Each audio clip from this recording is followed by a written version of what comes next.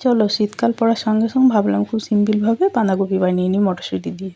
তো ভাবলাম তোমাদের সঙ্গে চলো শেয়ার করি, খুব সিম্পলভাবে বানাবো। চলো এবার রেসিপিতে যাওয়া যাক। প্রথমে দেখো কড়াইয়ে অল্প সামান্য সর্ষের তেল নিয়ে নিয়েছি, মিডিয়াম টাইপের, খুব বেশিও না খুব কমও না।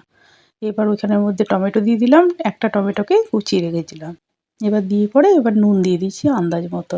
দিলাম এবার হলুদ, আর দিলাম জিরে গুঁড়ো অল্প সামান্য ধনে গুঁড়ো, আর এটা দিলাম কাশ্মীরি লাল লঙ্কার গুঁড়ো, অল্প সামান্য গুড় বা চিনি যে কোনো জিনিস ইউজ করতে পারো। আর দিলাম তোমার ওই যে ঝাল লঙ্কার গুঁড়ো আর গরম মশলা গুঁড়ো। এবার ভালো করে এটাকে মিক্স করে নিচ্ছি। দেখো যখন দেখবে এরকমভাবে তেল ছেড়ে আসবে, এরকম ধরনের যখন দেখবে মশলাটা বেশ লাল মতো হয়ে কষিয়ে নিয়েছি, তখন এবার মটরশুঁটিটাকে দিয়ে দিচ্ছি। মটরশুঁটিটাকে দিয়ে পরে একটু কষিয়ে নেবো।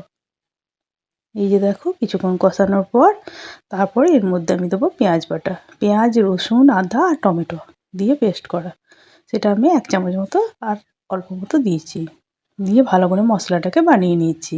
ততক্ষণ অবধি কষাবে যতক্ষণ মশলাটা না কষানো হয়, কাঁচা গন্ধটা যাবে, তবে কিন্তু বাকি নেক্সট স্টেপে যাবে। যখন দেখবে তেল ছেড়ে এসছে, এই যে এরকম ধরনের যখন দেখবে লাল হয়ে গিয়েছে বা তেল ছেড়ে এসছে, তখন এবার পরের স্টেপে যাবে।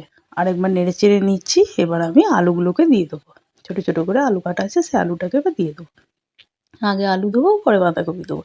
আর হ্যাঁ, আমার চ্যানেলটা কেমন লাগছে বা আমার রান্নাগুলো তোমাদের কেমন লাগছে জানাবে। আর যদি ভালো লাগে তো চ্যানেলটাকে লাইক, সাবস্ক্রাইব, শেয়ার করো। যারা এখনও সাবস্ক্রাইব করোনি তারা ঝট করে চ্যানেলটাকে সাবস্ক্রাইব করে নিও। বন্ধু-বান্ধবদের সঙ্গে একটু শেয়ার করো যদি ভালো লাগে তো।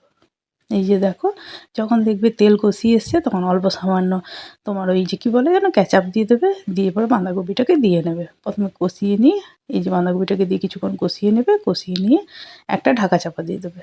এরকম করে করে কষাবে, কারণ শীতকালের বাঁধাকপি খুব তাড়াতাড়ি কিন্তু সফট হয়ে যাবে।